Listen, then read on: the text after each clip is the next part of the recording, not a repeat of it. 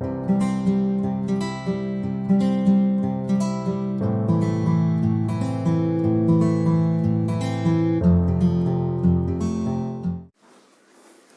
दोस्तों, कैसे आप लोग। उम्मीद करता हूँ कि आप सभी बहुत ही खुशहाल और प्रसन्न होंगे। दोस्तों आज हम हिंदी व्याकरण के अंतर्गत विशेषण शब्द लेकर के प्रस्तुत हुए हैं। विशेषण टॉपिक, ये विशेषण बहुत ही जाना पहचाना अंश है व्याकरण का।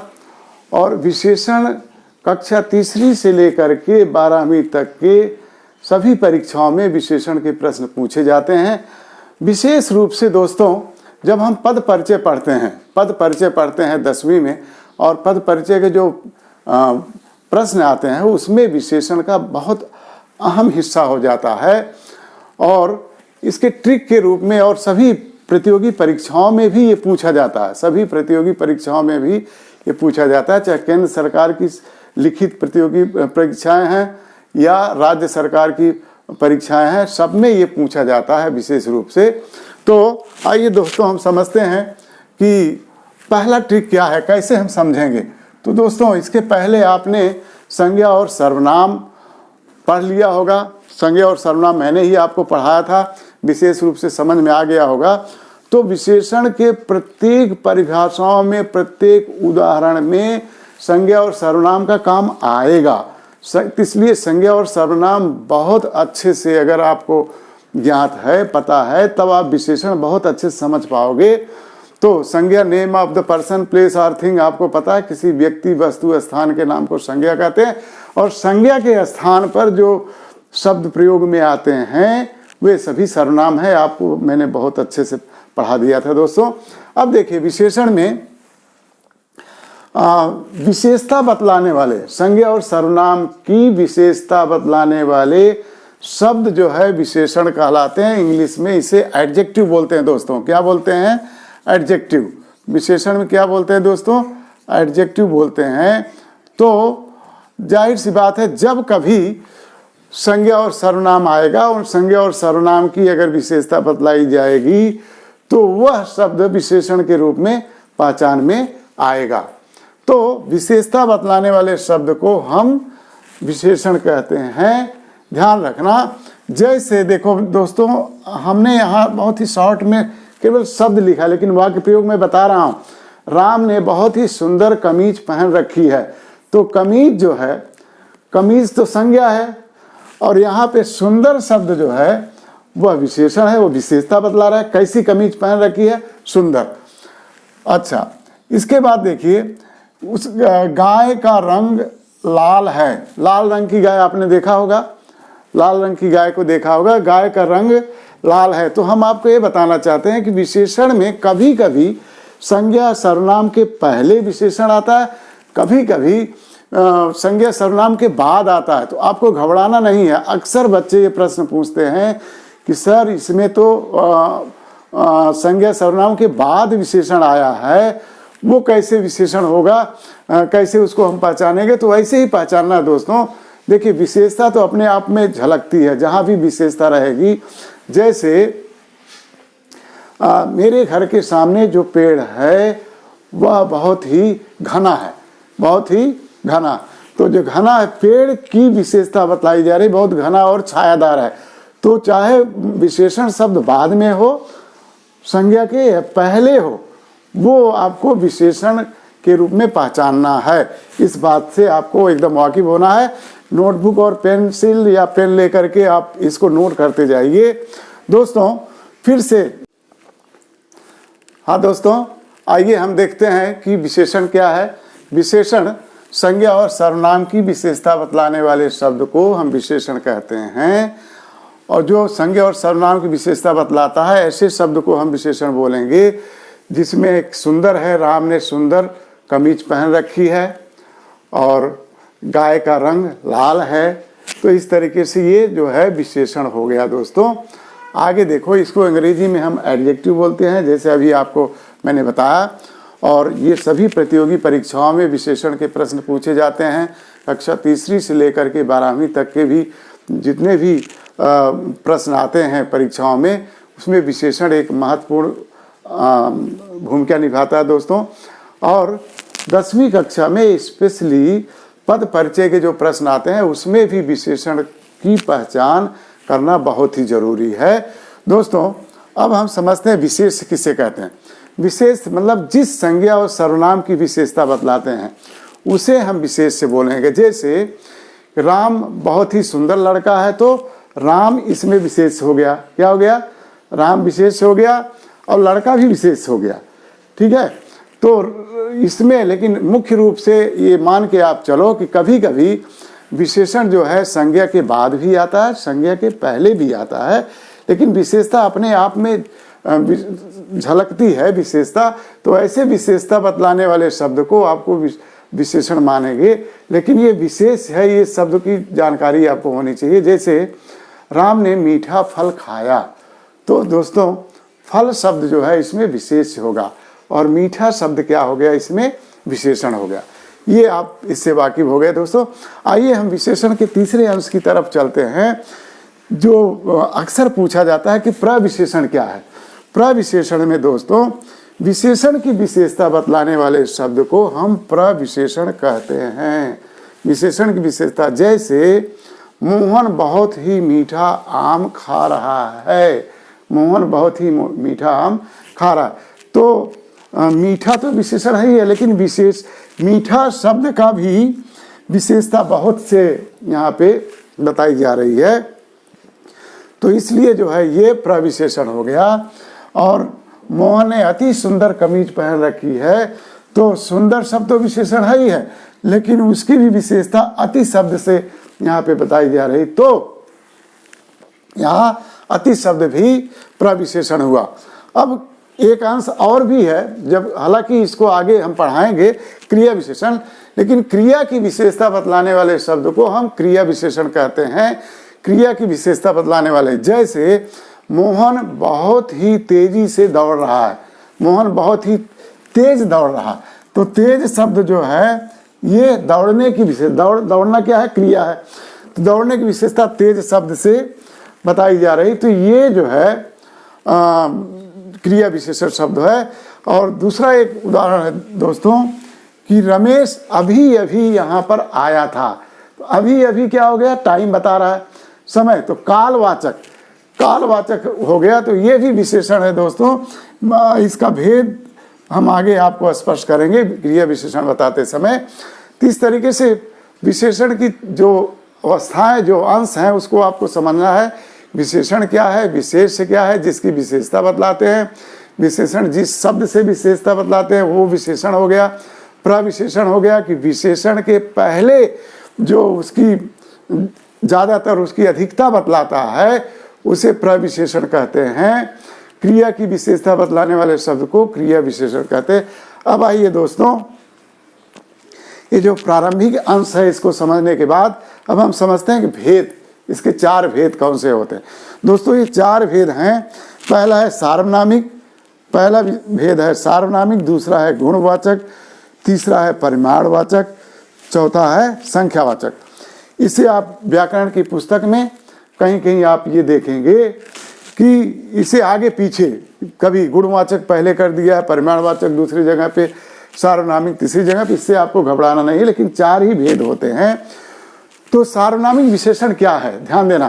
सार्वनामिक विशेषण संज्ञा से पहले आकर के विशेषण का जो काम करे, जो सर्वनाम विशेषण का काम करे वो सार्वनामिक विशेषण है। ध्यान देना, यहाँ पे सर्वनाम भी जो है विशेषण का काम कर रहा है, और संज्ञा क्या है? आदमी। वह आदमी जा रहा है, वह आदमी, देखो वह आदमी जा रहा, तो आदमी क्या है? संज्ञा है, और वह क्या है? विशेषण है। आपको पता है वह विशेषण है, तो सर्वनाम है। तो सर्वनाम अगर संज्ञा के पहले आ गया तो वह सार्वनामिक विशेषण है। ध्यान रखना, आप कहीं भी इस तरीके के प्रश्न आते हैं एकदम आंख बंद करके इसको अच्छे से आप कर सकते हो। तो वह जो है ये सर्वनाम है। वह क्या है दोस्तों? सर्वनाम। और सर्वनाम ये संज्ञा है, तो संज्ञा के पहले अगर सर्वनाम आ गया तो वो सार्वनामिक विशेषण हो गया। एकदम स्पष्ट हो गया दोस्तों।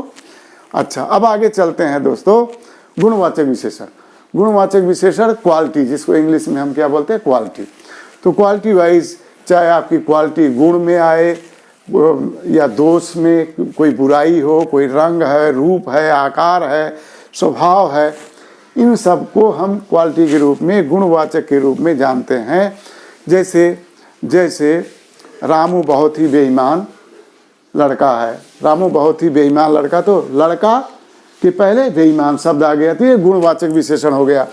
और जैसे मोहन ने बहुत ही काला पत्थर अपने सामने रखा है। मोहन ने काला पत्थर अपने सामने रखा। पत्थर शब्द संज्ञा है और उसके पहले काला शब्द आ गया। और यह इस मेज का रंग, इस मेज का आकार गोल है। हमने आपको बताया कि गुणवाचक में आकार भी आता है। मेज का आकार कैसा है, गोल है। तो आप देखो यहाँ पे एक विशेषता आपको एकदम से स्पष्ट होने वाली है कि मेज जो है संज्ञा है, लेकिन गोल क्या है, गोल ये विशेषण है, गुणवाचक विशेषण। तो गोल जो है संज्ञा के बाद आया है। तो हमेशा ये नहीं समझना कि विशेषण जो है संज्ञा के पहले आने वाले ही शब्द को हम विशेषण कहते हैं। नहीं, विशेषण जो है संज्ञा के बाद ही आ सकता है। जैसे इसमें देखो, यह मेज बहुत ही गोल आकार का है। तो गोल आकार, इस तरीके से विशेषण कभी भी संज्ञा के बाद भी आता है, संज्ञा के पहले भी आता है। इसको ध्यान रखना, जो संज्ञा के बाद आता है उसको विधेय बोलते हैं। क्या बोलते हैं दोस्तों, विधेय। और संज्ञा के पहले जो आता है उसको हम बोलते हैं, संज्ञा के पहले आने वाले शब्द को उद्देश्य बोलते हैं। तो उद्देश्य विशेषण हो गया, विधेय विशेषण। ये दो विशेषण और है दोस्तों, एक उद्देश्य है और दूसरा क्या है दोस्तों, विधेय। क्या है, विधेय। जब संज्ञा के बाद विशेषण आता है, मैं यहाँ पे लिख देता हूं दोस्तों, इसको नोट कर लीजिए। संज्ञा के बाद विशेषण आया तो वो क्या हो जाएगा, विधेय। संज्ञा के पहले अगर आ गया तो वो उद्देश्य विशेषण हो गया। संज्ञा के पहले, कभी कभी प्रश्न में ये भी पूछा जाता है परीक्षाओं में, तो इसको आप समझ जाना। संज्ञा के पहले अगर विशेषण आ गया तो उद्देश्य विशेषण है, संज्ञा के बाद आया तो विधेय विशेषण है। ध्यान देना, ये दो प्रकार और भी आप नोटबुक में इसको लिख लेना इस तरीके से, जैसे अभी गोल का हमने बताया आपको। तो ये हो गया दोस्तों गुणवाचक विशेषण। इसके बाद परिमाणवाचक। परिमाण मतलब नापना, तौलना। परिमाण मतलब नापना या तौलना। परिमाणवाचक में संज्ञा और सर्वनाम को परिमाण मतलब इसको हम मेजरमेंट कर सकते हैं, चाहे वो दूध हो, चाहे अनाज हो, कुछ भी हो। तो उसे हम अगर मेजरमेंट कर सकते हैं तो उसे हम परिमाणवाचक विशेषण कहते हैं दोस्तों। परिमाणवाचक में दो भेद होते हैं, एक दो भेद और आ जाएगा इसमें, एक निश्चित परिमाणवाचक, एक अनिश्चित परिमाणवाचक। निश्चित परिमाणवाचक अगर संख्या हमने बता दिया 5 किलो, संख्या बता दिया 5 किलो चावल, तो चावल शब्द संज्ञा है। 5 किलो हमने मात्रा बता दी, परिमाण करके, वजन करके बता दिया, तो ये जो है 5 किलो शब्द यहाँ पे परिमाणवाचक हो गया। और अनिश्चित, अनिश्चित क्या हो गया, जिसमें कोई संख्या का पता न लगे। जैसे रामू बहुत ज़्यादा दूध पीता है। रामू बहुत ज़्यादा दूध पीता है, हाँ। तो बहुत ज़्यादा दूध पीता है, तो बहुत ज़्यादा में कोई क्वांटिटी नहीं है कि 1 लीटर पीता है, कि आधा लीटर पीता है, कि 100 मिलीलीटर पीता है, वो क्वांटिटी नहीं है। तो जब इसमें क्वांटिटी का पता ना लगे तो वो अनिश्चित परिमाणवाचक विशेषण कहलाएगा दोस्तों। इस तरीके से निश्चित और अनिश्चित हो गया। जिसमें निश्चय है, जिसमें संख्या का पता है, वो निश्चित परिमाणवाचक। जिसमें संख्या का पता नहीं लगता, हाँ, वो जो है अनिश्चित हो गया। इसके बाद दोस्तों संख्यावाचक आ गया। संख्यावाचक भी बहुत ही मिलता जुलता है। संज्ञा और सर्वनाम की जो संख्या बताता, नंबर बताता एकदम क्लियर रूप से, उसे हम, और इसको गिना जा सकता है। इसमें देखो परिमाणवाचक और संख्यावाचक में अंतर क्या है। परिमाणवाचक में आप काउंट नहीं कर सकते, ठीक है। अच्छा, और हालांकि यहाँ पे हमने लिखा है, लेकिन चावल को आपने काउंट किया क्या? दूध को आप काउंट कर सकते? 5 लीटर दूध, 5 लीटर दूध को आप काउंट नहीं कर सकते, परिमाण कर सकते, मेजरमेंट। तो ध्यान देना, परिमाणवाचक मतलब मेजरमेंट हो गया, और संख्यावाचक मतलब कि गिनती की जा सके, काउंटिंग की जा सके। दोस्तों इसमें भी निश्चित परिमाणवाचक हो गया, निश्चित संख्यावाचक, अनिश्चित संख्यावाचक, बस सेम इसमें भी रहेगा, निश्चित संख्यावाचक और अनिश्चित संख्यावाचक। निश्चित संख्यावाचक में जैसे कक्षा में 50 विद्यार्थी बैठे हैं, कक्षा में कितने विद्यार्थी बैठे हैं? 50 विद्यार्थी में हम गिनती कर सकते हैं 50, 30, 20 जो भी है। तो ये जो है संख्यावाचक विशेषण हो गया, और निश्चित संख्यावाचक। और दूसरा है अनिश्चित संख्यावाचक विशेषण। अनिश्चित संख्यावाचक में जैसे मैदान में बहुत, मतलब मैदान में कुछ बच्चे बैठे हैं, मैदान में कुछ बच्चे बैठे हैं, तो कुछ बच्चे जो है ये अनिश्चित है, ये अनिश्चित। हालांकि संख्या इसमें हम गिन सकते हैं, 1 2 3 4 5 गिनती कर सकते हैं, तभी इसमें जो है संख्यावाचक है, ठीक है, तभी ये संख्यावाचक है। इस तरीके से ये संख्यावाचक विशेषण के रूप में आ गया दोस्तों। तो 4 ही भेद हैं इसके, सार्वनामिक विशेषण, गुणवाचक विशेषण, परिमाणवाचक विशेषण, संख्यावाचक विशेषण। इसके बाद है दोस्तों विशेषण का निर्माण कैसे करते हैं। विशेषण का निर्माण कई तरीके से होता है। संज्ञा से भी विशेषण का निर्माण होता है, सर्वनाम से भी होता है, क्रिया से भी होता है, और अव्यय से भी होता है। तो संज्ञा से आइए देखते हैं हम संज्ञा से कैसे होता है। जैसे गांव शब्द जो है ये संज्ञा है, गंवार, गांव से क्या हो गया? गंवार। पेट से क्या हो गया? पेट संज्ञा है, पेट से हो गया पेटू, वो बहुत पेटू इंसान है, बोलते हैं ना, बहुत ही पेटू इंसान है, वह बहुत ही गंवार लड़का है। तो लड़का शब्द संज्ञा है, गंवार। तो किस तरीके से हम संज्ञा से विशेषण बनाते हैं। शहर शब्द संज्ञा है, शहर से शहरी, शहर से शहरी। दुख से दुखी, दुख से क्या हो गया? दुखी। इस तरीके से ये संज्ञा से हमने विशेषण बना लिया। अब सर्वनाम से विशेषण देखिए, जैसे कोई व्यक्ति आ रहा है, तो कोई से कोई सा आ गया, कोई से क्या हो गया? कोई सा। और कौन से हो गया? कौन सा, कौन सा। वाक्य प्रयोग में आपने देखा होगा कौन सा व्यक्ति था, कौन सा इंसान था। तो इस तरीके से सर्वनाम में कोई या कोई सा हो गया, कौन या कौन सा हो गया। अब क्रिया देखिए, क्रिया भी बहुत ही स्पष्ट रूप से इसमें हम विशेषण बना सकते हैं। जैसे लड़ना, लड़ाका या लड़ाकू भी लिख सकते हो आप, लड़ाका या लड़ाकू भी लिख सकते हो, 2 तरीके से इसको बता सकते हो। लड़ना से लड़ाकू, अरे मोहन तो बहुत ही लड़ाकू इंसान है, बहुत ही लड़ाकू इंसान है। तो ये भी देखिए क्रिया से कैसे विशेषण बन गए। भागना, भगोड़ा, भगोड़ा व्यक्ति, जैसे भगोड़ा कोई भी अपना देश छोड़ करके, घपले करके देश छोड़ करके बाहर जाता है, बाहर बस जाता है, वहाँ की नागरिकता ले लेता है, तो उसे भगोड़ा इंसान बोलते हैं। और मरना, मरना मरियल, कोई इंसान बहुत ही दीन दुखी लाचार ऐसे लुंज पुंज होकर बैठा, उसको मरियल बोलते हैं। तो मरना क्रिया है, मरना से मरियल हो गया। अब देखो खाना से खाऊ, खाऊ गली आपने सुना होगा, हर शहर में खाऊ गली होती है, तो खाऊ गली को खाना से खाऊ गली हो गया। तो ये खाना शब्द से क्रिया है और इससे खाऊ शब्द हो गया, ठीक है दोस्तों। अब हम आते हैं अव्यय से। अव्यय से कैसे होता है विशेषण। तो अव्यय से भी बहुत आसान है। कल, कल वाला आम, कल वाला आम दीजिए। और आज, आज वाला अखबार कहाँ है, आज वाला अखबार कहाँ है? वहाँ, वहाँ वाली बर्फी बहुत अच्छी थी, वहाँ वाली बर्फी बहुत अच्छी थी। यहाँ, यहाँ वाला इंसान बहुत ही सुंदर है। यहाँ वाला जो यहाँ खड़ा है, यहाँ वाला इंसान बहुत ही सुंदर है। या यहाँ वाला जो मेज रखी हुई है वो बहुत ही गोलाकार की। तो इस तरीके से दोस्तों ये अव्यय से हो गया। 4 प्रकार से आप विशेषण बना सकते हो, संज्ञा से, सर्वनाम से, क्रिया से और अव्यय से। हालांकि ये 4 प्रकार ये जो शब्द मैंने लिखा है यही काफ़ी नहीं है, इसके लिए आपको और विस्तृत अध्ययन के लिए मैं डिस्क्रिप्शन में और कुछ शब्द आपको लिख कर दूंगा, तो वहाँ से आप पढ़ सकते हैं। अब दोस्तों जो चीज़ें आपको समझ नहीं आती कमेंट बॉक्स में उसको ज़रूर लिखना। अब हम जो विशेषण की सबसे प्रमुख अवस्था है, परीक्षा में बहुत ही इस प्रश्न को पूछा जाता है, विशेषण की अवस्था। विशेषण की अवस्था कौन कौन सी है?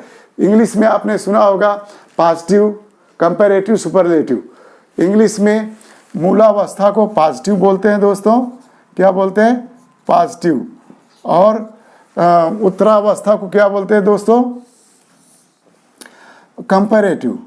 उत्तरावस्था को कंपैरेटिव बोलते हैं, तुलनात्मक, जिसको हम बोलते हैं, क्या बोलते हैं? तुलनात्मक शब्द। हाँ, उत्तरावस्था। उत्तमा अवस्था को सुपरलेटिव बोलते हैं, सुपरलेटिव, सुपरलेटिव। तो ये उत्तरावस्था हो गया, सुपरलेटिव। तो दोस्तों तो ये इस तरीके से इंग्लिश में भी ये प्रश्न भरपूर पूछा जाता है। तो ध्यान देना कि मूलावस्था और उत्तरावस्था, उत्तमावस्था ये हिंदी में बोला जाता है, इंग्लिश में बोलते हैं पॉजिटिव, कंपैरेटिव और सुपरलेटिव। ध्यान देना, यहाँ पे मैंने शब्द लिखे हैं, उन शब्द से आप वाक्य प्रयोग भी बना सकते हो। कुछ शब्दों को मैंने स्थान दिया यहाँ पे। दोस्तों देखो, जैसे प्रिय, मोहन बहुत ही प्रिय लड़का है, मेरे लिए मोहन बहुत ही प्रिय लड़का है। इसके बाद हमने दे दिया प्रियतर, मोहन राम से प्रियतर है, मोहन राम से प्रियतर लड़का। इसके बाद हमने दे दिया कि मोहन सबसे प्रियतम है, मतलब पूरी क्लास में मोहन सबसे प्रियतम लड़का है। इस तरीके से तीव्र, तीव्र शब्द है, तीव्र पॉजिटिव हो गया, तीव्रतर जो है वो कंपैरेटिव, तीव्रतम क्या हो गया? सुपरलेटिव। इसके बाद सुंदर, अक्सर प्रयोग में आता है सुंदर, सुंदरतर कंपैरेटिव और सुंदरतम सुपरलेटिव। तो ये वाक्य में प्रयोग भी आता है। ध्यान देना दोस्तों, जब कभी किसी एक वस्तु की विशेषता हम बतलाएंगे, एक खाली एक वस्तु की विशेषता बतलाएंगे, वो पॉजिटिव हो जाएगा। और जब कभी एक वस्तु से दूसरी वस्तु की, व्यक्ति की संज्ञा, सर्वनाम, व्यक्ति, वस्तु, स्थान या सर्वनाम, एक से दूसरे की विशेषता अगर हम बताते हैं, तुलना करते हैं, तो तुलनात्मक अवस्था हो जाएगी, जिसको हम उत्तरावस्था कहते हैं। वो कंपैरेटिव डिग्री हो गई, कंपैरेटिव डिग्री जिसको बोलते हैं। इसके बाद उत्तमावस्था होती है, बहुत सारी चीज़ों के बीच में किसी एक चीज़ को आपको सुंदर बताना है, बढ़िया बताना है, या उसकी विशेषता बतलानी, तो वो सुपरलेटिव डिग्री हो गई, उत्तमावस्था हो गई। इस तरीके से दोस्तों विशेषण में ये भी प्रश्न अहम रूप से पूछे जाते हैं, विशेषण की अवस्थाएं। या कभी कभी आपको वाक्य दे दिए जाएंगे, उसमें आपको डॉट डॉट करके दे दिया खाली स्थान में, और ऊपर कुछ शब्द रहेंगे, उस शब्दों में से चुन करके आपको लिखना होगा कि इसमें क्या होगा। जैसे लिख दिया कि राम मोहन से डैश लड़का है, तो आप क्या लिखोगे? मोहन से डैश, मतलब यहाँ पे आप लिखोगे सुंदरतर, क्योंकि दो व्यक्ति हैं, दो व्यक्ति का सुंदरतर लिखोगे।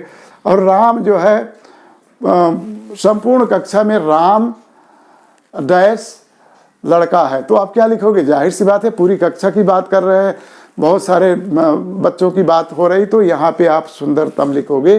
ध्यान रखना, एक व्यक्ति पॉजिटिव मतलब मूलावस्था, दो व्यक्ति उत्तरावस्था, तुलनावस्था जिसको बोलते हैं, तीन व्यक्ति, तीन से ज़्यादा दो या दो से ज़्यादा जो हो गया उसको उत्तमावस्था, सुपरलेटिव डिग्री बोलेंगे।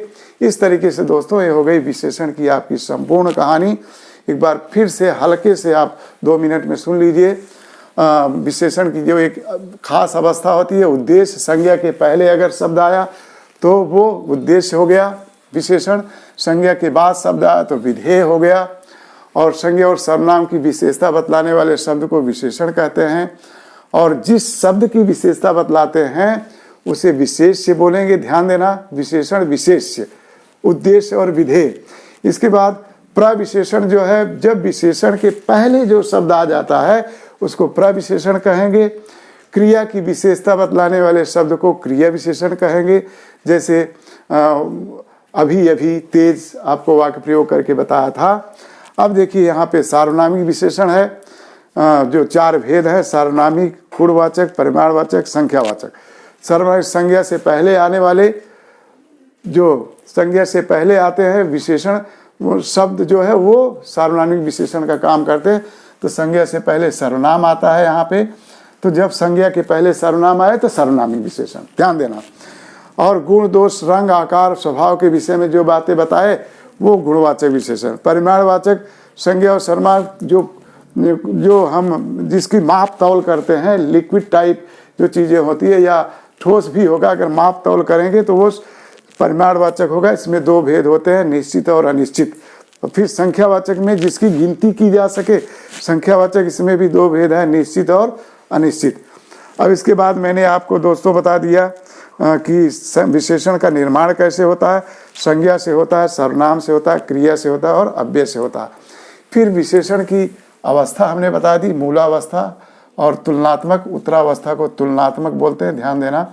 उत्तरावस्था को तुलनात्मक मतलब एक से ज़्यादा अगर चीज़ें हैं उसमें अगर कोई शब्द आपका प्रयोग करना है तो वो तुलनात्मक हो गया।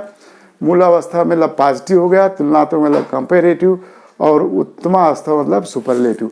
तो दोस्तों इस वीडियो में हमारे साथ बने रहने के लिए आपका बहुत ही धन्यवाद।